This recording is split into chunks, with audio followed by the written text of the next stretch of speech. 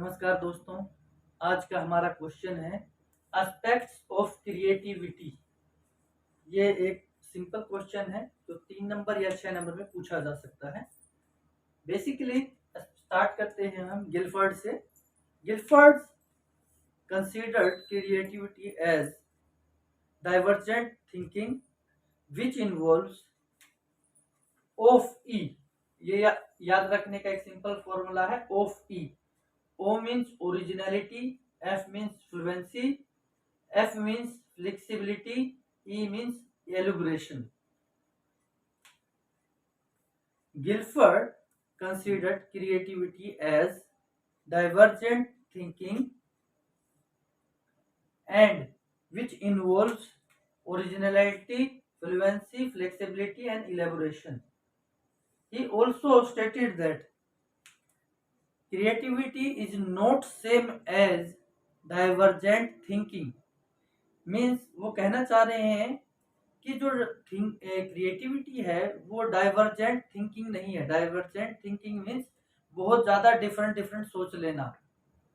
उनके अकॉर्डिंग कि creativity divergent thinking नहीं है because it requires sensitivity against problem के प्रति सेंसिटिविटी होनी चाहिए, जिससे कि आपके अंदर एबिलिटी होनी चाहिए प्रॉब्लम को रीइंटरप्रिटेट करने की, रीडिफाइन करने की, उसके सॉल्यूशंस को चेक करने की और सॉल्यूशन फिक्स्डनेस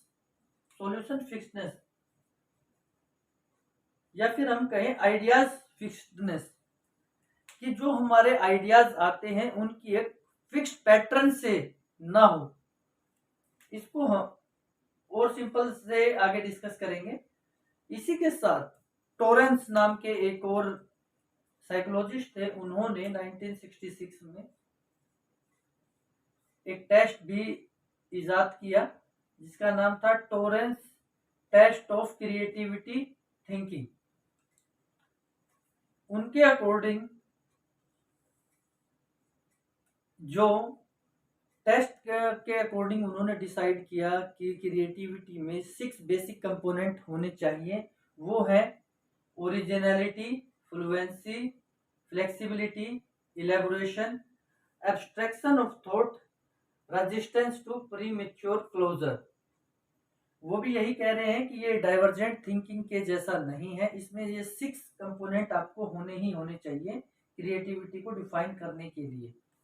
ओरिजिनलिटी मीन्स कि आपके अंदर कितनी एबिलिटी है अनकॉमन और unusual, means uncommon and unique ideas को प्रोड्यूस करने की कैपेबिलिटी को कहते हैं ओरिजिनलिटी। फ्लुएंसी मीन्स कितने नंबर ऑफ इंक्रीज, मतलब कितने ज्यादा आप आइडियाज प्रोड्यूस कर सकते हैं।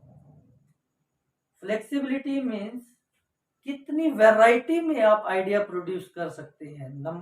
लार्ज नंबर में तो आप कर ही रहे हैं, लेकिन कितनी वैरायटी में आप आइडिया प्रोड्यूस कर सकते हैं। एलोबरेशन मीन्स आप कितनी जल्दी उनको आपस में कनेक्ट कर सकते हैं और सॉल्यूशन की तरफ डायरेक्ट कर सकते हैं।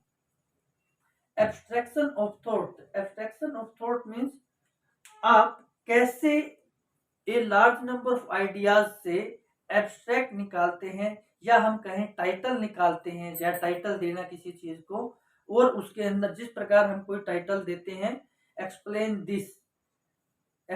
क्रिएटिव थिंकिंग, तो जो ये क्रिएटिव थिंकिंग है ये इसका एब्स्ट्रैक्ट है, बाकी हम इसकी डिटेल्स लिखते हैं सारा नीचे। ठीक उसी प्रकार अपने आइडियाज से जो इमेज के तौर पर है उन सभी से निचोड़ निकाल कर उसका कैसे हम एब्स्ट्रैक्शन निकाल पाते हैं जल्दी, उसे बोलते हैं एब्स्ट्रैक्शन ऑफ थॉट। ये एक एबिलिटी है आपके अंदर। और रेजिस्टेंस टू प्रीमेच्योर क्लोजर, देखिए जो हमारी नॉलेज होती है वो लास्ट टाइम भी हमने डिस्कस किया था कि नॉलेज से हम डबल बाउंडेड हो जाते हैं। या तो हम वो काम इसलिए नहीं कर पा रहे क्योंकि हमें नॉलेज नहीं है, या वो काम हम इसलिए नहीं कर पा रहे क्योंकि हमें उसकी नॉलेज है। क्योंकि हमें ये पता है, पहली सिचुएशन में ये पता था कि इस काम को हम कर ही नहीं सकते क्योंकि हमारे पास इंफॉर्मेशन ही नहीं है। लेकिन दूसरी सिचुएशन में जो कंडीशन थी उसमें ये था कि अब हमारे पास कुछ ऐसे बिलीफ्स आ गए हैं, क्योंकि हमने उसके बारे में नॉलेज इकट्ठा कर ली है, जो हमारे बिलीफ हमें बताते हैं कि इस काम को करने का ये नुकसान है, इस काम को करने का ये नुकसान है, इस स्टेप को करने का ये नुकसान है। मीन्स आपके जो बिलीफ से आपको ड्राइव ना होना। Resistance to premature closures means आपके अंदर कितनी ज्यादा एबिलिटी है कि आप अपने बिलीफ के बेस पे ना सोचकर एक ओपन माइंड से सोच के प्रॉब्लम को सॉल्व करने की क्रिएटिव थिंकिंग रखते हैं। तो दोस्तों ये एक बहुत ही सिंपल क्वेश्चन था।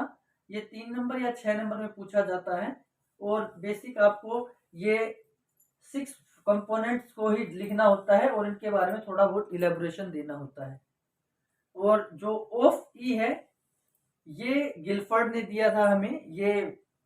और जो हमारा ये 6 कंपोनेंट है इसको आसानी से याद करने का पैटर्न है हमारा of year means originality, fluency, flexibility, elaboration, abstraction of thought, resistance to premature closure.